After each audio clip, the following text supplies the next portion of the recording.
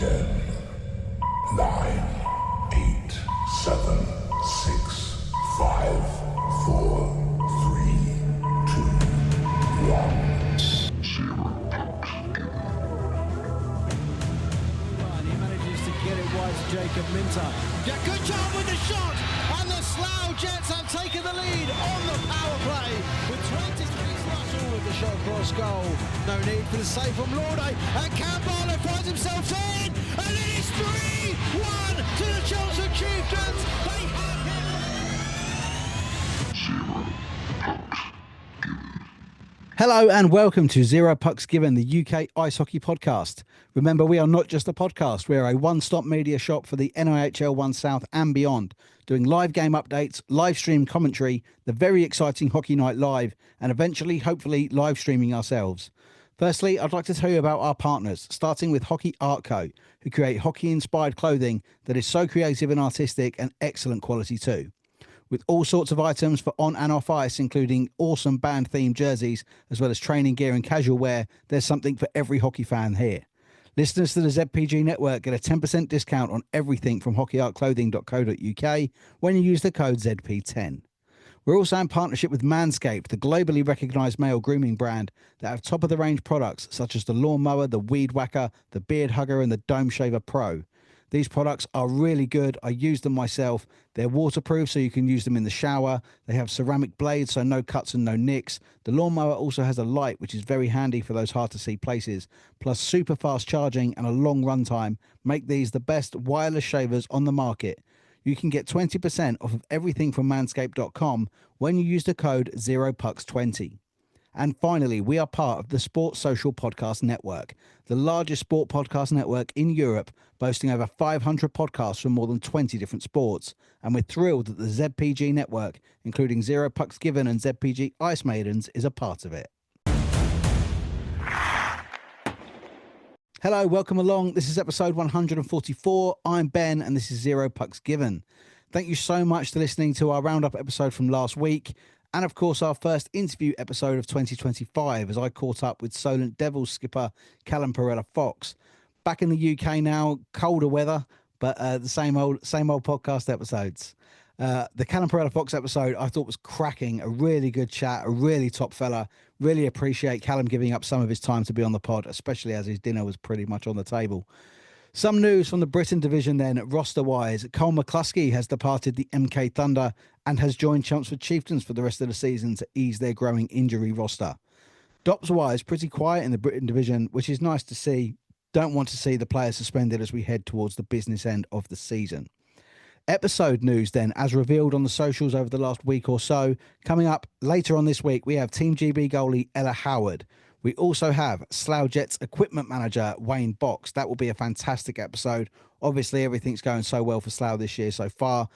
Also, of course, there's the kind of controversial news of them with the Berkshire Bees, stuff that goes on with them two playing out of the same rink. I'm sure Wayne will touch on all of it, as well as maybe a few equipment faux pas that have happened with Slough over the last couple of years. We've also got MK Thunder forward Charlie Conroy. He is confirmed. And then, as we like to do every now and again, at least once a month really, shine a light on the WNIHL. Of course, you get all of the latest and up-to-date details from Adam Mackman on ZPG Ice Maidens. But these guests, they're coming on Zero Pucks Given. Kingston Diamonds forward Danny Lulove. She will be joining me later on, probably in February. And then in March, we will have Cambridge Kodiaks forward Claire Ledders Ledbury. So nice and busy here at ZPG HQ. And of course, coming up later this week on Saturday night, we debut Hockey Night Live, the kind of soccer Saturday for UK ice hockey, where I will be trying to keep you all up to date with every single game that is happening in the NIHL structure. That's the National, North 1, South 1, North 2 and South 2, all at the same time. So we'll see how that goes on Saturday night. So this weekend, it is the National Conferences Cup semi-finals. We will have the match reports from the Britton Division semi-finals as Solent and Slough and Chelmsford and Streatham go head-to-head. We'll also have the results from the semi-finals in the Moralee, the Laidler and the Wilkinson as Cup action takes over the UK hockey scene. We will then start at Planet Ice in Gosport and the first leg as the Slough Jets travel to the Solent Devils. These two have already finished their league fixtures, and Slough hold an impressive 4-0 series lead over the Devils as the two go head-to-head in the Britton Cup. After a slight uniform faux pas, not the first time Slough have arrived in Solent Sands jerseys, it saw the first period played with both teams wearing white, and the Devils, they came flying out of the traps and took the lead on the second shift when Lackey assisted Alex Murray to make it 1-0 Solent on 1:42. Harmon then sat for charging for Slough on 3:28, but the Devils were unable to break through. Slough made it a tied game when Brandon Miles went unassisted to make it 1-1 on 8:46, and within 90 seconds the Jets turned it around when Christian Moore and Hemmings Mayer assisted Juha Lindgren, who continued his incredible form since returning, to make it 2-1 Jets on 10:17. After the goal, former Devil Alex Cole sat for slashing on 10:26, but again the usually reliable power play of the Devils were unable to break through, even when they got a little bit of 5-on-3 when Timo Lindgren sat for kneeing on 11:39, but the Jets held on to their lead until the buzzer. Into the second, and with Solent now wearing black, the home side got themselves into penalty trouble when Cackett sat for high sticks on 26:33, and he was followed by Callum Perella-Fox for the same offence on 27:55. As Slough penned the Devils in on the 5-on-3, they forced a breakaway as Hops assisted Liam Coleman to make it 2-2 with a 5-on-3 short-handed goal for the Devils on 28:23. Into the third, and the Jets went back on the kill when Cole sat for 2+2 for a high sticks penalty on 46:32, but short-handed goals continued to be the theme of the evening as Hemmings Mayer assisted Dylan Holliker to make it 3-2 Slough on 48:23, short-handed goal. As we head into the final minutes, Banner and English both sat for roughing on 54:03 before Christian Moore took a seat for holding on 54:36, but the penalties were killed and no addition to the score, so the Jets take a 3-2 lead back to the hangar, and with just one goal in it, anything could happen on a Sunday night in Slough. To the Riverside, where Chelmsford host Streatham as these two rivals lock horns for the first leg, and an edgy start saw neither side able to take a hold on the game, but the home side had the first chance on the power play when Gregory was boxed for tripping on 4:31, but the Chieftains were unable to get the rhythm going with the man advantage. On 10:46, Dix and Cathcart slashed at each other, resulting in only Dix being sent to the box. And straight from the face-off, Baird and Painter worked the puck to the right circle, where Damon Porter sniped the puck short side top shelf to make it 1-0 Streatham on 11:01, a power play goal against his former side. Just after the goal, a bit of RG caused a pair of delay of game penalties for Cam Bartlett and JJ Pitchley on 11:27, old rivalries renewed there. The Red Hawks then forced a turnover of the Chieftains' defensive blue line as Warman fed Beasley, whose shot was saved but not gathered, leaving Ethan Lane to tap home a second for the visitors, making it 2-0 Streatham on 14:54. As we headed into the final seconds of the first, the home side found themselves on the kill again after a bizarre tripping call on Dan Fay, but the Chieftains held on for the remainder of the period. Into the second, and after returning to full strength, Chelmsford went back on the kill when Wells sat for slashing, but the kill was fairly successful. Streatham then found themselves on the kill when Roman Cathcart sat for high sticks after catching Barnes Garner in the face, but Chelmsford were unable to break down a dogged penalty kill from the Red Hawks. After they returned to full strength, Streatham moved further ahead with the goal of the night as Ryan Watt picked the puck up in the neutral zone, made his way around three defenders and slipped the puck across the crease for Ziggy Beasley to tap it in for 3-0 Streatham on 33:47. On 36:22, Dix and Cathcart again slashed at each other. This time, though, both were penalised and took a seat for 2 minutes.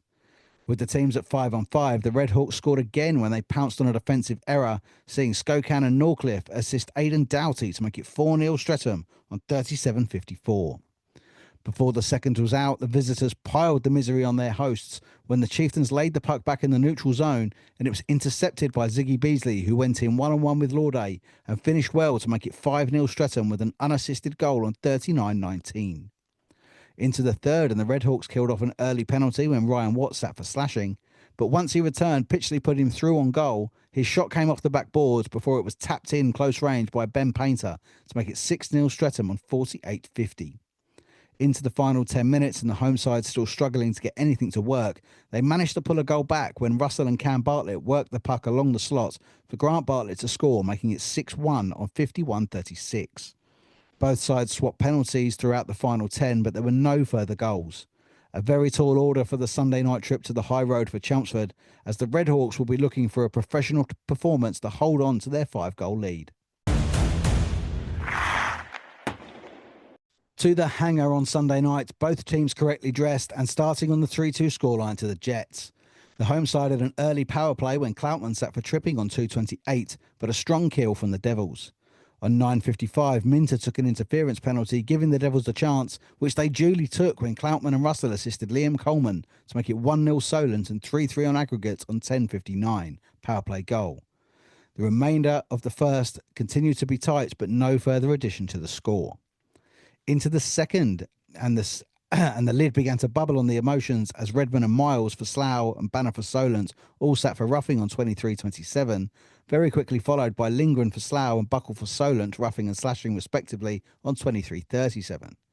On 26:43, Lewis English took a seat for boarding, but no goals were added. On 35:05, Alex Cole sat for interference, but just after the Jets killed off, they made it a tied game on the night as Lewis English celebrated his 150th Jets appearance with a goal as Ely Newman assisted him to make it 1-1, 4-3 on aggregate on 37:34. As the second came to a close, the capacity crowd at the hangar was certainly in for a treat in the final 20. The start of the third period had the away fans bouncing, though, when Cloutman and Necrosavicius assisted Jack Peacock to make it 2-1 Solent on the night and 4-4 on aggregate on 45:05.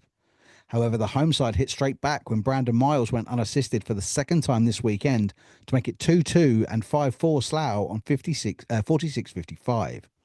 After the goal, Slough found themselves in penalty trouble as Ely Newman and English both took a seat for slashing and tripping respectively, both on 47:34, giving the Devils a 5-on-3 power play chance, which again they duly took when Russell and Murray assisted Liam Coleman for his second goal as he made it 3-2 Solent and 5-5 in the tie on 48:05 power play goal.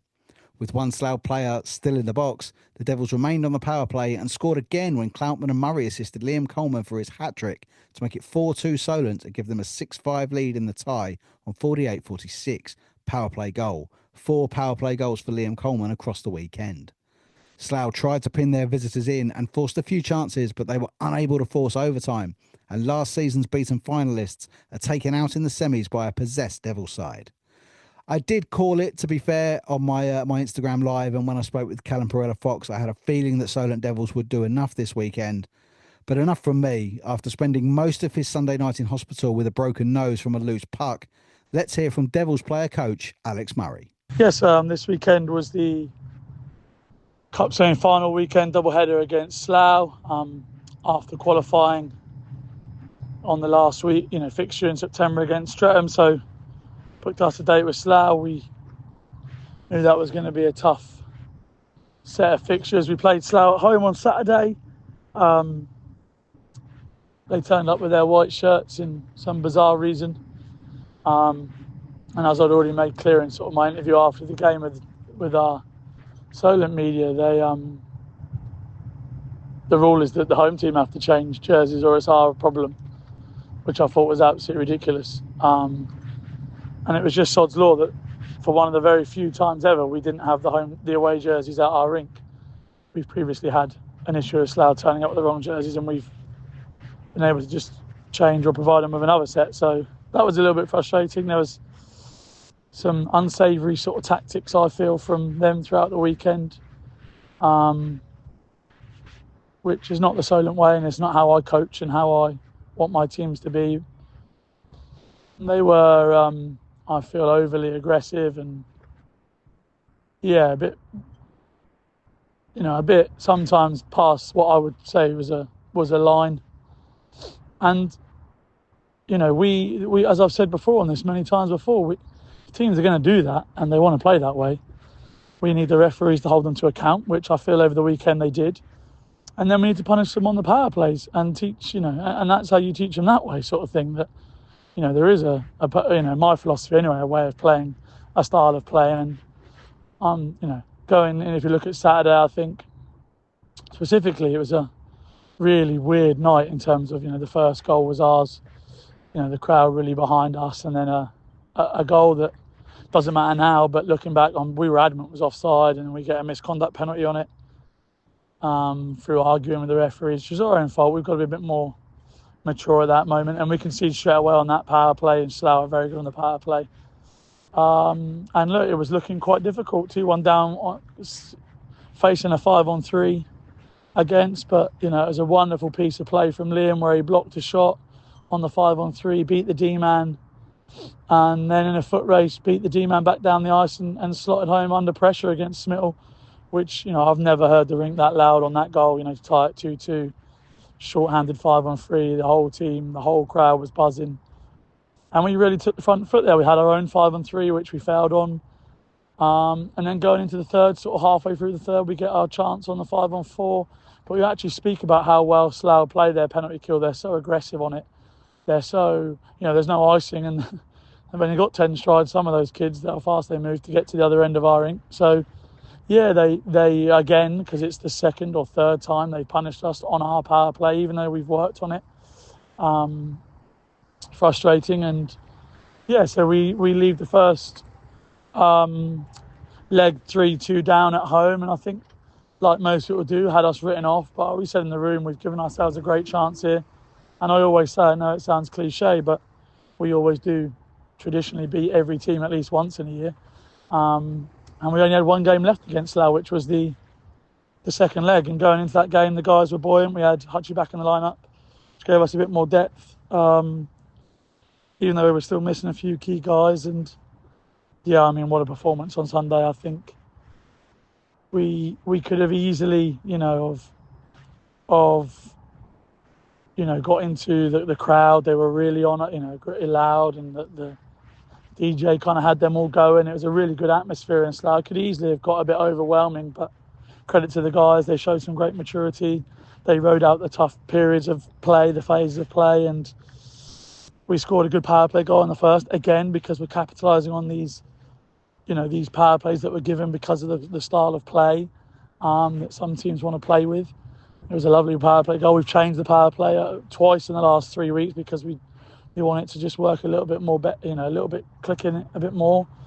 Liam with another one there on that power play, and then they tied it back. We were tight, the 1-0 lead. We were tight for so long as a breakdown allowed English through. It was a lovely actually goal. We thought we had him out wide, but it was a lovely goal across himself to tie it 1-1. And yeah, it could have gone either way, I think, from there. And I think, I can't quite remember when they got their second, but I remember Jack's goal. That's exactly why we brought Pigeon back. He is a goal scorer, and he had a couple of chances just before that. He was frustrated that he'd missed. And then I just remember getting it on the middle of a change, and I see him break clear, forehand, backhand, and he kind of goes away from the goal, and it's what felt like an eternity, but slotted away on the backhand and gave us that, that lifeline back again. And then to finish the game, that 2 penalties in one play on them.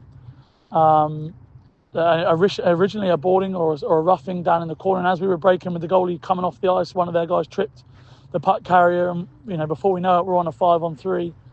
And again, this man is absolutely exceptional in big games. Liam coming up with 2 massive goals on the power play there to make him 4 goals over the weekend.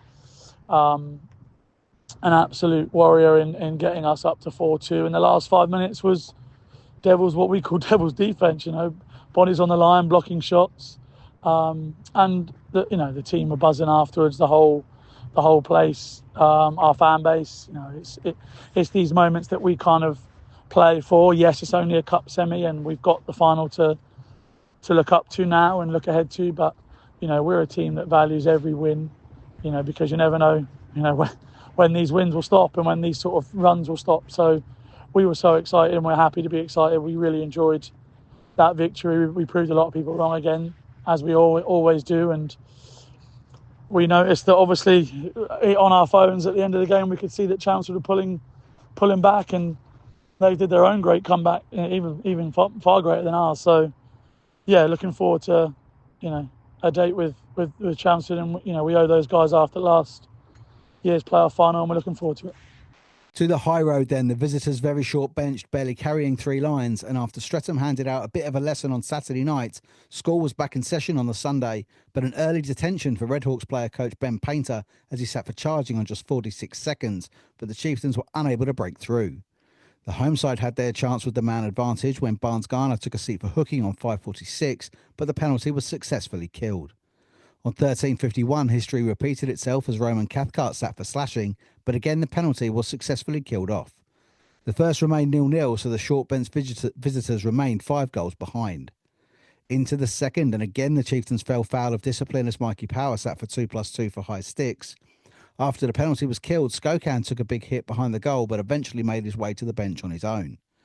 On 29:50, Waller took a seat for holding the stick, and literally as his blade stepped back on the ice, Chelmsford took the lead when Grant Bartlett assisted Holden Barnes-Garner to make it 1-0 Chiefs, 6-2 in the tie on 31:50.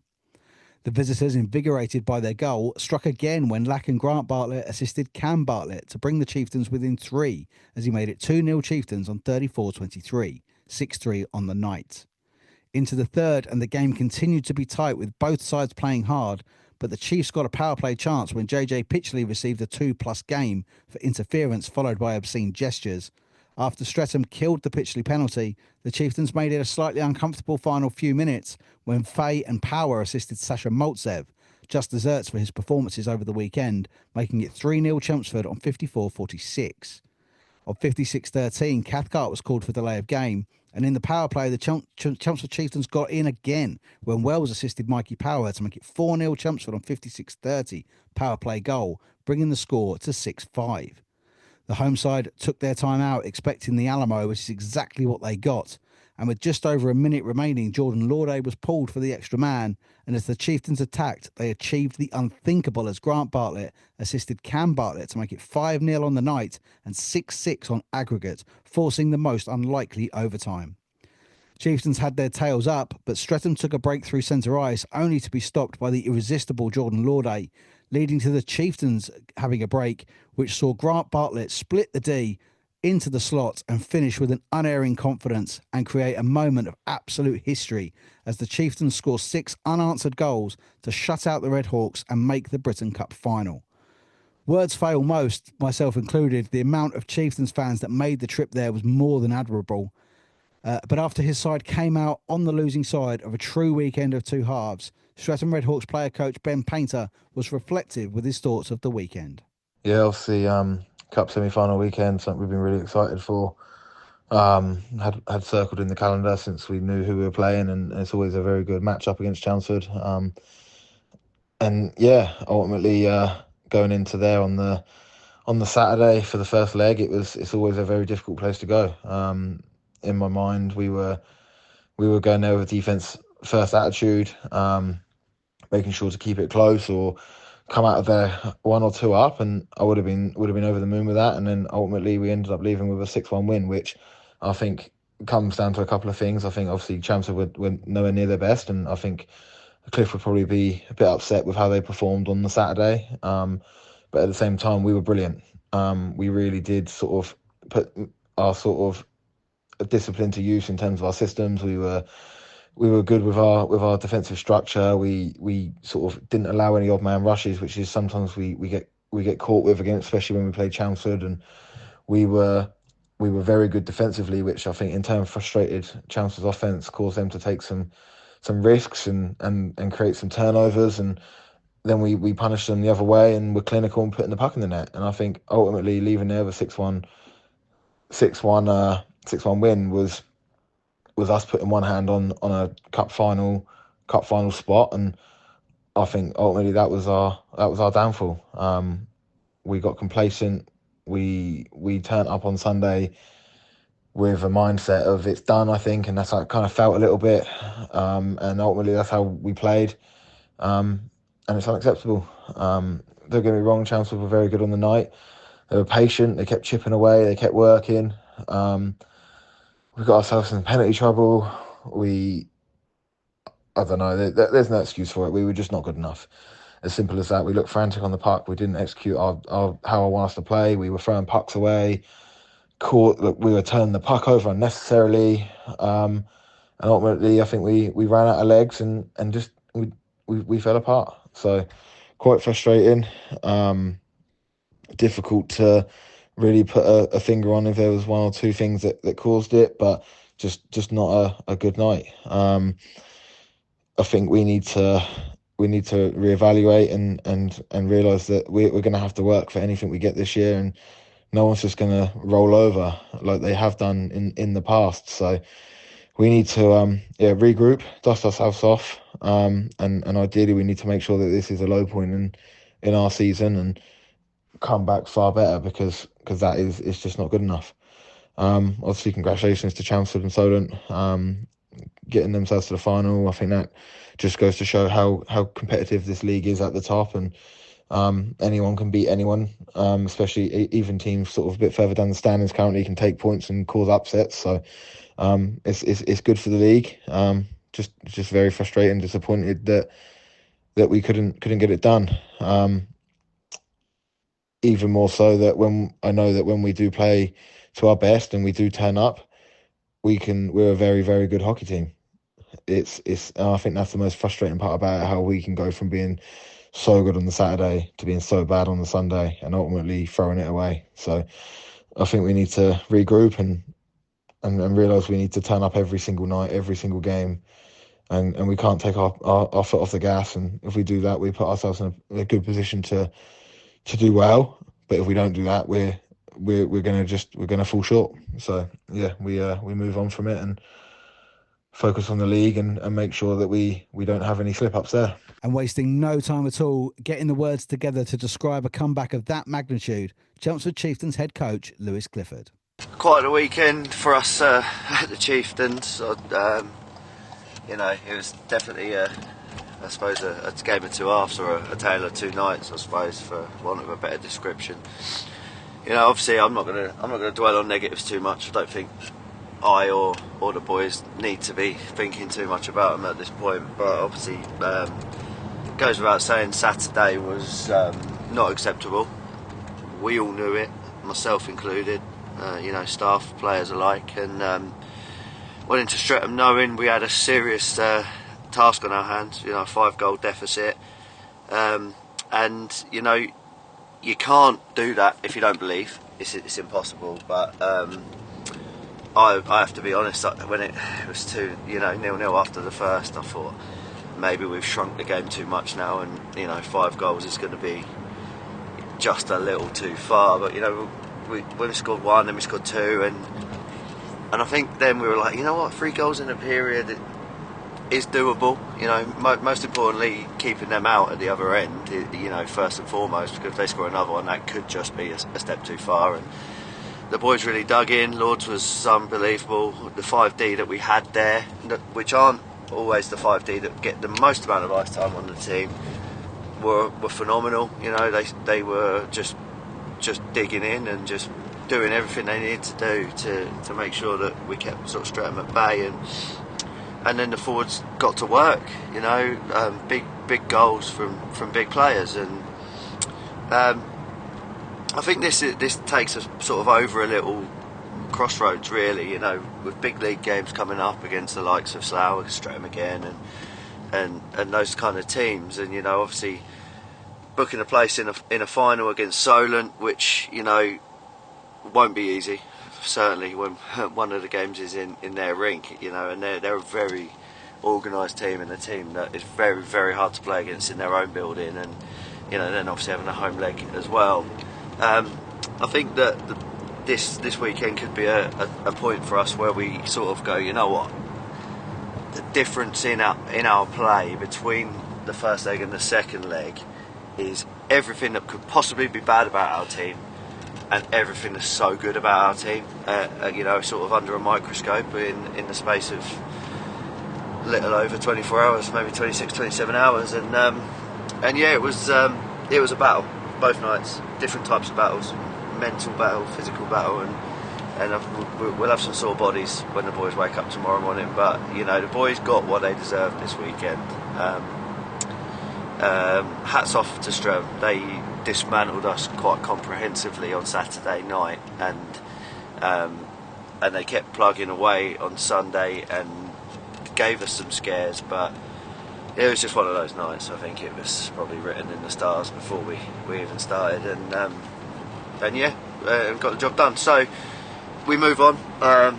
First of all, we take care of a few more weeks of league action. Well, we've got a week, and we've got a weekend off, which will be really quite welcomed, I think, but business to take care of this weekend. Slough home, Streatham away, and then we've got a weekend off, and then we'll start looking at the remaining fixtures and the cup final and everything else that we need to deal with. So thank you very much to everyone who supported us, particularly on Sunday. I could see why you may chose to have not got on a bus or in your car or on a train and headed over to Streatham after the score on Saturday night, but I don't know how many of you were there, but it was a lot, and you were present and you were loud, and it really did help the boys. So thank you very much, and I look forward to seeing everybody this weekend, either at home or on the road, and cheers.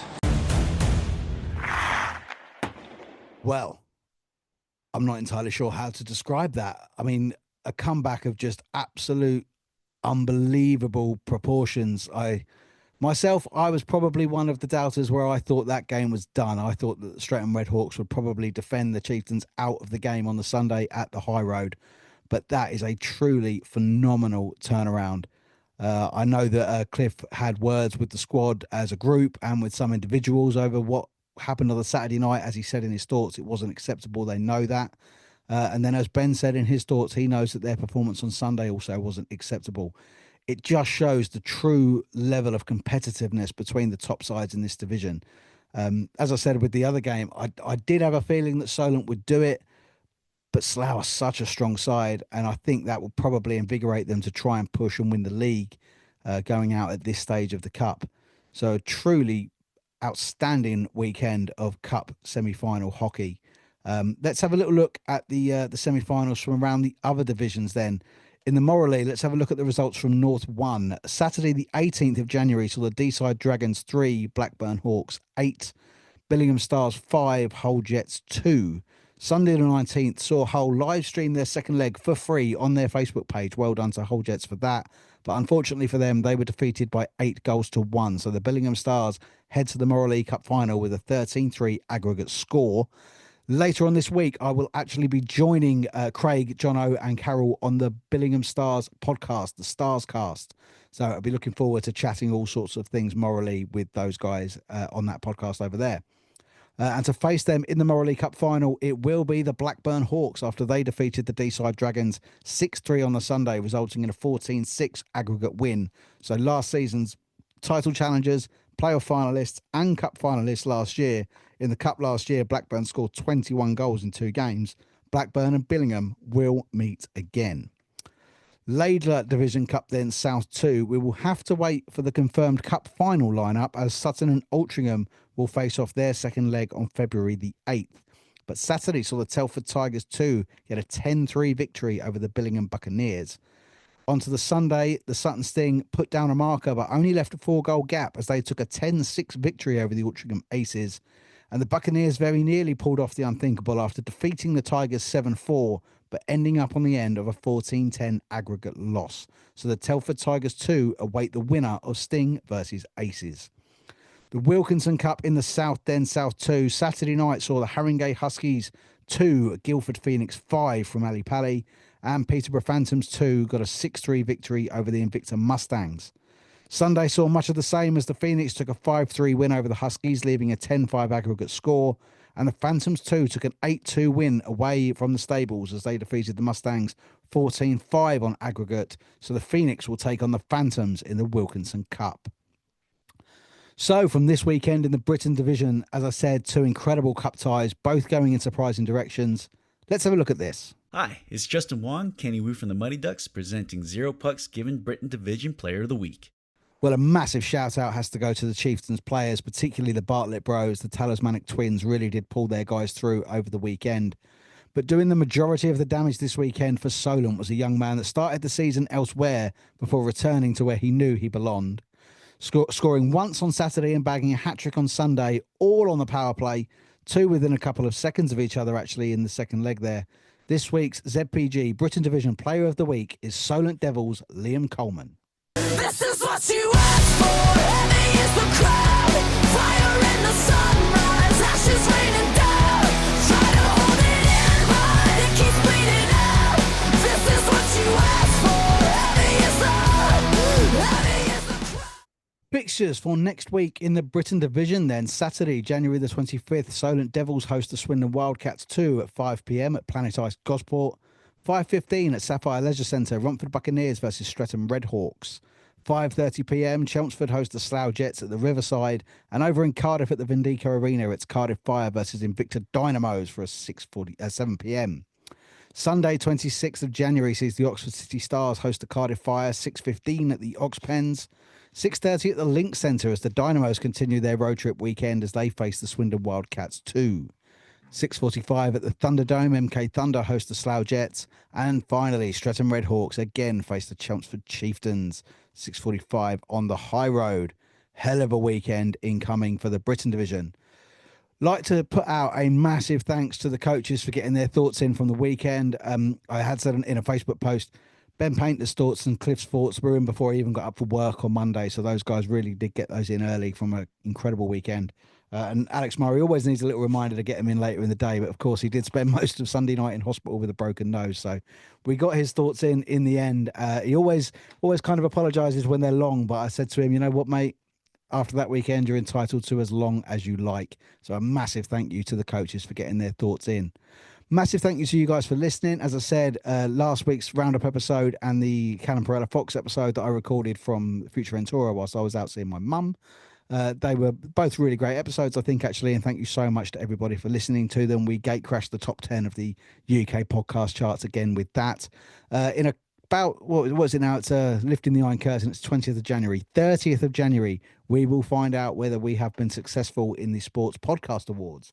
So that's going to be quite an exciting little wait to see how we've done in those. Hopefully later on this week, I'll be catching up with Damon Porter, of course, the former Chelmsford Chieftain who's now at the Streatham Redhawks, got the opening goal Saturday night at the Riverside. Unfortunately for him, ended up on the losing side over the weekend. But Damon would like to tell us all about his move to Streatham, why he didn't re-sign with Chelmsford. And then there's been an awful lot go on in Damon's life since he left Chelmsford. So that's going to be interesting to see exactly how he is getting on, staying in this country now, of course. And then later this week, probably coming out on Thursday morning, GB goalie Ella Howard, all the way from her college out in Edmonton. I was in the Canary Islands, so technology is just absolutely amazing what we can do these days. It is a fantastic episode. She has got one head on her shoulders. It's absolutely phenomenal, the level of maturity that she has. You know, senior GB international, still in college, playing an incredible level of hockey over there. There's clips of that I'll clip up and get out, but make sure you listen to the entire episode because it is absolutely fantastic. She is an absolute gem. Thank you so much to Ella for giving me some of her time. As I said, that will probably be out on Thursday morning this week. Well, thank you so much for listening to the Roundup episode. Please don't forget to check out our partners over at Hockey Art Co, Manscaped, and of course the Sports Social Podcast Network, where you can find ZPG Ice Maidens and find all the up-to-date news on the WNIHL from the only podcast dedicated to UK women's ice hockey. And of course, if you are not going to any games this Saturday night, please subscribe to the YouTube channel and join us as we launch Hockey Night Live. I will be trying to keep everybody up to date with every goal that goes in right across the NIHL structure. National League, North 1, South 1, South 2, North 2. If your guys are on the social media for that night, please be prompt on your social media. Keep the details there. We want to know who scored, who assisted, the minute, and then the score in the game. That would make things really easy for me if you guys can get that out. I'll also be watching live Romford Buccaneers against Streatham Redhawks. I'll be keeping you update on that as well as all the other games that are going on. We will bring you the goals as they happen on Hockey Night Live. So if you're not going to a game, subscribe to the YouTube, get it up on your telly. It's going to be like Soccer Saturday for UK ice hockey. I'm really hoping that it goes well, and it could be something quite big coming here from Zero Pucks Given. Thank you so much for listening. I'll see you next time.